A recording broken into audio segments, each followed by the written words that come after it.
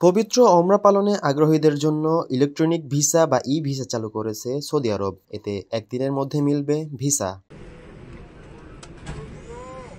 দেশটির হজ ও ওমরা বিষয়ক মন্ত্রণালয় এ ভিসা চালুর ঘোষণা দিয়েছেন। জানিয়েছেন ভিসার মেয়াদও বাড়িয়ে করা হয়েছে ১ মাস থেকে ৩ মাস।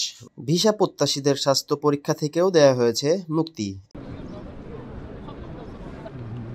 এছাড়া ই-ভিসায় নারীদের জন্য পুরুষ অভিভাবক থাকার বাধ্যকতাও আর থাকছে না। হজ ও ওমরা বিষয়ক মন্ত্রণালয় জানিয়েছে, ওমরা পালনে সৌদি আরব যেতে আগ্রহী ব্যক্তিরা নুসুক অ্যাপ ব্যবহার করে ই-ভিসার জন্য আবেদন করতে পারবেন। আরবি বর্ষপঞ্জির প্রথম মাস মুহররমের প্রথম দিন থেকেই ওমরা পালনে সৌদি আরব যেতে পারবেন আগ্রহী ব্যক্তিরা। মূলত আগ্রহী মুসল্লিদের ওমরা ভিসার আবেদনের জন্য এই ইলেকট্রনিক পরিষেবা চালুর ঘোষণা দেয় সৌদি সরকার। এতে আবেদনের ২৪ ঘন্টার মধ্যে ওমরার জন্য ভিসার ইস্যু কথা জানানো হয়।